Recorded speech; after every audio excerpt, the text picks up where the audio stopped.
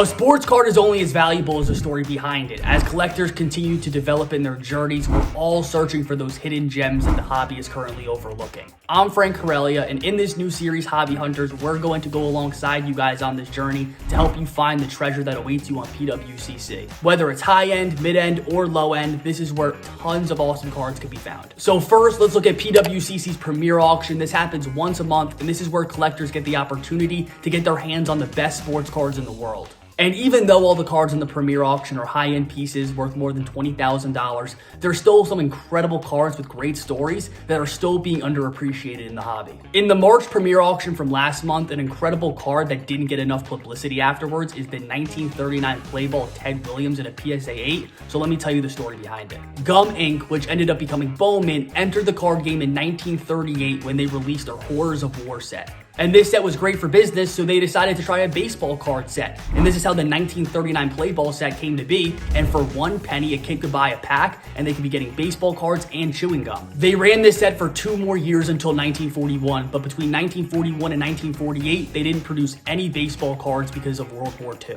The 1939 play ball Ted Williams is such a special card because it's a true rookie of one of the greatest baseball players of all time. For many pre-war baseball players, they didn't have a true rookie because there wasn't a consistent baseball card release every year.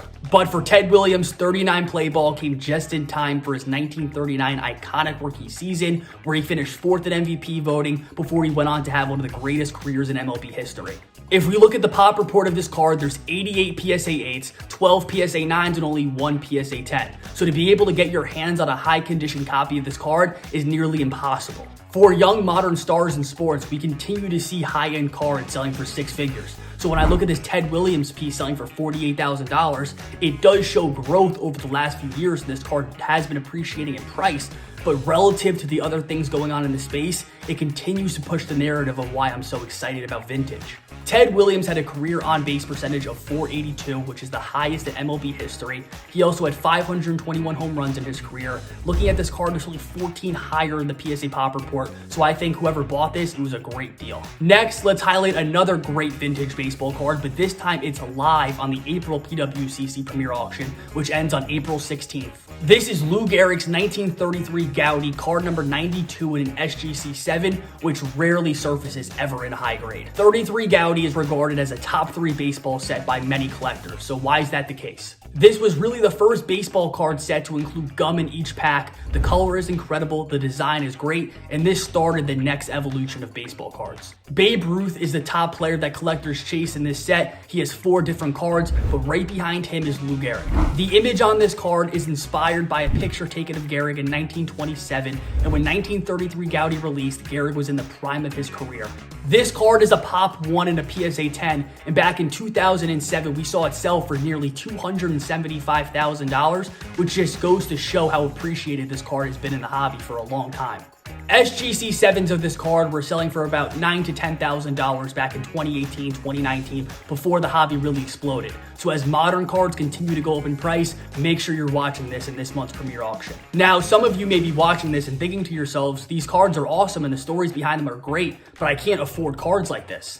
Well, lucky for you, Pwcc also has a weekly auction that ends every Sunday night, and this is where you can find awesome cards under $10,000, under $1,000, under $500, so let's check out a few. So this Giannis Prism Rookie Auto PSA 10 recently sold on a weekly auction for $6,900. This card is a Pop 64. Prism is the iconic flagship release for Giannis's rookie year, and this card just doesn't sell for enough relative to the base Prism card. There were over 10,000 copies of Giannis's base Prism that were made. There's over 2,700 PSA 10s, and in a PSA 10, that card is currently selling for about $1,500. The auto on this card looks great. It's only a Pop 64 and a PSA 10. Just a very few number of Giannis collectors can actually own this piece, and I think heading into the postseason, the person who bought this card is going to have a great flip opportunity. And Giannis is such a great story in the hobby because when he was drafted in 2013, very few collectors knew about him, but I think Jokic's story is even more crazy. This Jokic Select Rookie Auto number to 199 recently sold on a Pwcc weekly auction for $840.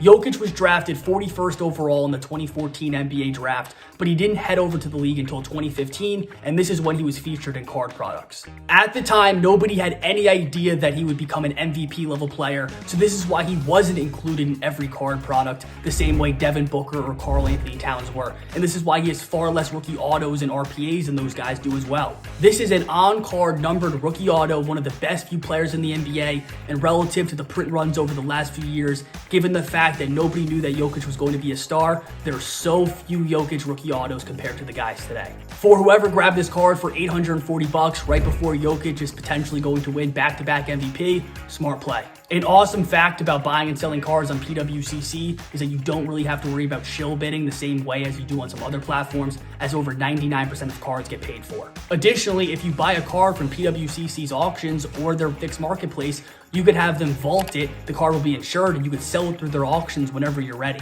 This is only the beginning of us uncovering treasure on Pwcc, and we'll be here every week to help you guys find some great deals on the platform.